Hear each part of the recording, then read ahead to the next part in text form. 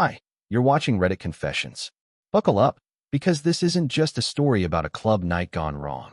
It's about the moment your whole marriage hangs in the air, so quiet, you can hear it break. It started with a purple dress, one she hadn't worn in 3 years. I remember because I helped her zip it up the last time. She'd spun around, laughing, asking if it made her look dangerous. Back then, it was just a joke. But last Friday night, when I saw that dress draped over the edge of the bed like it had made its own decision, it didn't feel like a joke at all. She didn't say a word when she walked out of the bathroom. Not one. Just red eyes, smudged makeup, that dress, and the kind of silence that makes your ears ring. I stood in the doorway, holding her keys in my hand. She looked past me like I was invisible. "I don't want to fight," she mumbled. And I didn't fight. I just handed her the keys. She walked out of our house crying. And not the kind of crying you can fix with a hug or tea or some clumsy husband apology. No, this was the kind of crying that's louder on the inside than it is on the outside. And she took that storm with her to a place full of lights, music, strangers, and one specific someone I didn't know about yet. She left at 9:06 p.m. That's the last time things made sense. Because when she came back at 3:43 a.m., everything had changed. Her heels were off. Her lipstick was gone. Her hair, which she'd spent an hour curling, looked like it had been dragged through secrets. She avoided the hallway mirror. She avoided me. She walked straight past me with a look that didn't belong to her. It belonged to someone I had never met. And then she said something I'll never forget. "Curtis, I need to tell you something. But I don't think you'll ever be the same after you hear it." She wasn't wrong. She stood there in the doorway of our bedroom, her voice shaking like the last leaf before a storm hits. I just stared at her, heart pounding like it already knew the end of the story she hadn't even started telling. "Curtis," she said again, softer this time, "I made a mistake." That word, mistake, it's funny. People use it like a safety net, like it'll cushion the blow of whatever they're about to drop on you. But this wasn't a stubbed toe kind of mistake. It was the kind that rewires your brain in real time. I asked her what happened. She didn't answer right away. She sat down on the edge of the bed. That same purple dress she wore earlier now bunched around her like wilted petals. She didn't cry. That scared me more than anything. I could have handled tears. I expected tears. But the way she looked at the floor, blank, cold, like a ghost had borrowed her body, it made my skin crawl. "I danced with someone," she said finally. "It started as a dare. Kendra pushed me into it. Said I was being boring. I didn't want to. I swear I didn't." My throat was dry. I didn't even know what to say. I felt like I was outside of my own body, watching two strangers have this conversation. "Okay," I said, almost whispering. "But that's not the whole story, is it?" She flinched. Not dramatically, just enough for me to know I was right. There was a rooftop lounge. It was loud. I lost track of Kendra for a while. His name's Ryder. I don't even know how it happened. We just kept talking. He kept buying me drinks. I wasn't thinking straight. I wanted to stop her. I wanted to say it was fine, that we'd talk in the morning, that I just needed time. But I didn't. Something in me refused to make it easy for her. Then she said the words I never thought I'd hear. I went back to his car. We didn't go all the way. But we kissed. And I let him put his hands on me. Silence. She looked at me, finally. "I'm sorry. I know sorry doesn't fix this. Please say something." I didn't. Not right away. Because the image in my mind of my wife in another man's car was louder than any apology she could give me. And I knew, in that moment, something inside me cracked. And it wasn't going to heal easily. The next morning wasn't like the others.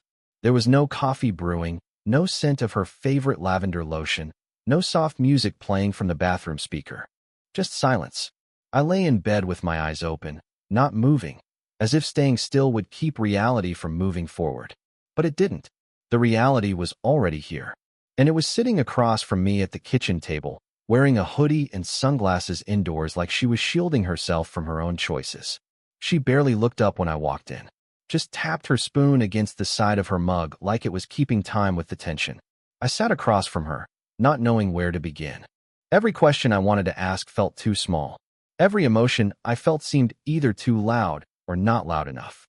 "I didn't sleep," she said quietly, breaking the silence. "I didn't either," I replied, trying to sound calm, but my voice cracked in the middle. She finally looked up at me, and for a second, I thought I saw regret. Real, raw regret. But then she looked away again. I can't undo it, Curtis. I know that.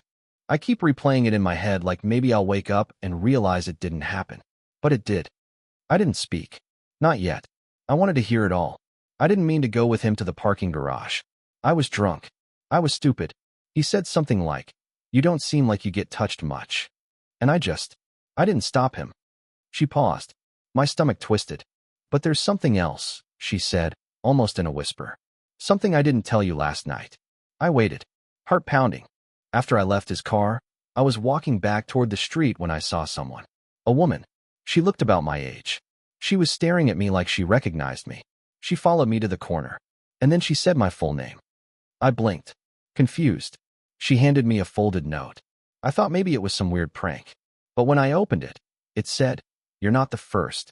He does this, and your husband deserves better." My breath caught. I sat frozen, trying to process what she had just said. Curtis, someone out there knew who I was. Knew about you. Knew what was happening that night before I even did. I stood up slowly. My hands were trembling. That moment, the moment I realized that a stranger knew about my wife's betrayal before I did, was the moment something shifted. This wasn't just about a drunk mistake anymore. This had layers. Someone was watching. Someone had a reason. And suddenly, I wasn't sure who the real threat was, Ryder, or the woman who gave her that note. I couldn't get the image out of my head. Some anonymous woman lurking in the dark, handing my wife a cryptic note like a scene from a low-budget spy movie. But this wasn't fiction. This was my life, and it was unraveling thread by thread in real time. I stared at Fallon across the kitchen table as she slid the note toward me. The paper was wrinkled, probably from being clutched in her shaking hands all night. But the handwriting was surprisingly neat. The message was short. "You're not the first. He does this, and your husband deserves better." My pulse thundered in my ears. "Do you know who she was?" I asked, barely able to form words. Fallon shook her head slowly. "No, I've never seen her before in my life. But she knew my name. She knew your name." Her voice was cracking now, and I could see the panic slowly rising in her chest. She even said, "I hope you have the decency to tell Curtis the truth before he finds it out from someone else." It was a punch to the gut. I couldn't explain why, but hearing my name come out of a stranger's mouth, someone who had apparently been following my wife, maybe even planning this, made me feel like I was in some kind of twisted game where I didn't even know the rules. And worst of all, I was starting to think Fallon wasn't telling me everything. "What else did she say?" I asked, leaning in. Fallon looked down. That was it. She handed me the note and walked off. I tried to follow her, but she just disappeared into the crowd. I stood up and paced. I couldn't sit still. So this guy, Ryder, he's done this before? Lured women like this? And some stranger out there knows his pattern better than you do? Fallon opened her mouth to respond, then froze. Her face drained of color. "Oh my God," she whispered. "Curtis, I remember something else. At the bar, before everything happened, Ryder got a text from someone. I glanced at his screen, and it said, 'She took the bait.' Same place?" My entire body went cold. "Same place." I repeated. She nodded slowly, horrified. What if this wasn't random? What if he was setting me up? What if he wanted someone to find out? I stared at her, the pieces beginning to connect in ways I didn't like. A stranger warning us. A man with a pattern. A wife caught in the middle. And something told me, we weren't anywhere near the bottom of this yet. I always believed cheating was a one-dimensional crime. One person crosses a line, the other suffers.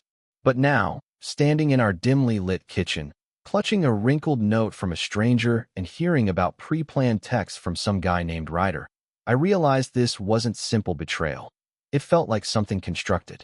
A setup, a trap, and Fallon wasn't just caught in it. She might have been targeted. For the first time since this whole thing started, Fallon looked truly afraid. Not ashamed, not defensive, afraid. "Curtis," she said slowly, "what if this wasn't about me?" Her words hung in the air like fog. I didn't answer. I couldn't. I was still trying to process the idea that a complete stranger not only knew who I was, but seemed to want me to find out about the club, the car, the betrayal. Why? I pulled out my phone. I knew it was probably stupid, but I typed Ryder's full name. Yes, Fallon had reluctantly given me that much, and added the name of the club. I didn't expect anything. But buried 2 pages deep on a local forum, I found a post titled, "Avoid this guy.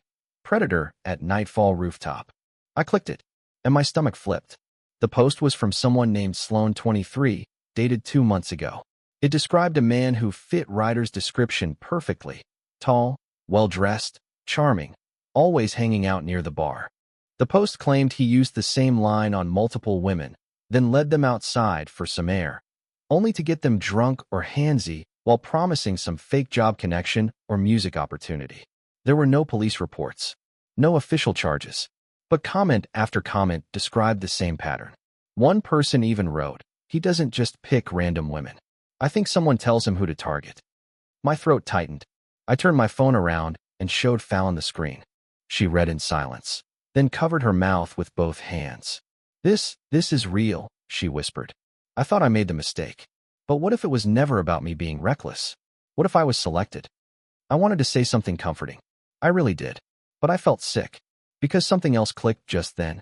A week before all this happened, Fallon had posted a picture of us, me working on my laptop in the background while she smiled in the foreground. Tag location, our neighborhood. Caption, married to the most reliable guy on earth. I might start a fire just to watch him scramble. At the time, I'd laughed. Thought it was a cute joke. But now it read like bait. And someone, somewhere, had taken it. By Sunday, my nerves were fried. I couldn't sit, couldn't eat, couldn't hear the sound of my own breath without feeling like I was drowning in it. Fallon barely left the bedroom, but not in a guilty, hiding way. It was like she was trying to fold herself into the blankets and disappear. Every few hours I'd hear her replaying voice messages from her friends, as if she was hunting for a clue she'd missed the first time. I wasn't mad anymore. I was haunted, not just by what happened, but by the possibility that none of this was even about her in the first place. I kept thinking about that post. I think someone tells him who to target. I couldn't let that go. So I messaged the account that posted it, Sloan23. I didn't expect a reply, but an hour later, I got one. "You're not crazy. It happened to my sister. She was chosen too. Same club, same guy, same type of situation. But she never got a warning note. She just got humiliated." I froze. My thumbs hovered over the screen as I replied. "What do you mean by chosen? How?" Her answer came back quick. "He finds them online. Mostly women who post sarcastic stuff about their marriages. Things that sound like they're half joking. Then somehow he gets their info. Phone numbers, addresses. I think he works with someone.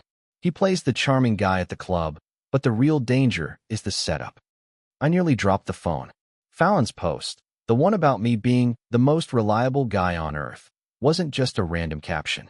It was the trigger, a signal. And the worst part? I remembered now, someone had commented on that photo. A weird account with no profile picture. "You sound like trouble smirking face." At the time, it seemed like harmless internet flirting. But Fallon had replied, laughing. If I were trouble, he'd never notice. He trusts me too much. That was 5 days before the club. Now, I couldn't breathe. I couldn't think. It felt like someone had been watching us, studying us, like we were characters in a show they were directing. Fallon might have made a terrible decision that night, but she didn't write the script. I went to confront her, to tell her everything. But before I could even open my mouth, she looked up at me and said, "Curtis, we're not the only ones in this house." My blood ran cold. "What do you mean?" I asked. She reached under her pillow and pulled out her phone. "I just got a message from a blocked number. It says, he knows now." "Good. Now let's see what he does next." My legs nearly gave out. This wasn't over. It was only just beginning. I stared at the screen, blinking like the words might disappear if I didn't look too long. But they stayed there, cold and smug. "He knows now." "Good. Now let's see what he does next." Fallon was pale. Her fingers trembled as she handed me the phone, and for the first time since that night, she looked more scared for me than herself. "Curtis," she whispered, "this wasn't just about breaking us. Someone's playing with us. I don't even think Ryder was the one in charge." I grabbed my laptop and pulled up the social media post again. That weird comment, the one that said, "You sound like trouble smirking face," was from a user named Shadow Valley. It had no profile picture, no friends, no activity except for 2 public likes. One of them was on Fallon's photo. The other? A status update from another woman. I clicked it, my hands sweating over the trackpad. The post was over a year old. A woman named Chelsea, smiling with her husband at a music festival. The caption? "He's the calm to my chaos. He doesn't even blink when I mess things up. Poor guy has no idea what he signed up for. It was playful, innocent. But that same account had commented on it 3 days before the woman's next post went viral. An angry breakup story after she'd been caught sneaking around with some guy she met during a girl's night. My chest tightened. It's a pattern, I said out loud. Fallon leaned in beside me, reading in silence. What do they want from us? She asked. I didn't know. Not yet. But something in me snapped. For the first time in this whole miserable mess, I didn't feel like hiding under a blanket of self-pity. I felt like pulling back the curtain. I messaged the Shadow Valley account directly. Just one sentence. What is it that you're trying to see me do? I didn't expect a response. But seconds later, the typing bubble appeared. Then a reply. Some men fold. Others snap. Let's see who you really are. I stared at the message, my blood roaring in my ears. Fallon looked at me, stunned. Curtis, what do we do now? My voice was quiet, but steady. We stop being their show. She blinked. And how do we do that? I closed the laptop. My heart was pounding in a way it hadn't in years. We bait the baiter. I didn't sleep that night. Fallon stayed close, silent, her eyes darting to the phone every time a notification buzzed. But none came from Shadow Valley. It was like they'd said their line and disappeared behind the curtain again. But I wasn't going to wait for them to pull the strings anymore. I had an idea, reckless, maybe stupid, but it felt right. I logged into my old, dusty burner account and posted a photo. A fake one. It showed Fallon laughing on our porch, holding a glass of wine, with the caption, "She says she's changed. But I'm not sure I have. What would you do if your wife kissed someone and a stranger warned you before she did?" It was bait, plain and simple. We posted it publicly with fake location tags, old metadata wiped, everything carefully crafted. If these people were watching, they'd bite. 3 hours later, the account commented, "So you stayed. Fascinating." That was all I needed. Using tools I'd read about on tech forums, I sent the comment to a friend of mine who worked in cybersecurity. I never thought I'd have to use that favor, but this was it. A few days later, he got back to me. The account was traced to a private group on a niche platform, not Reddit, not Facebook, where people shared psychological experiments on strangers.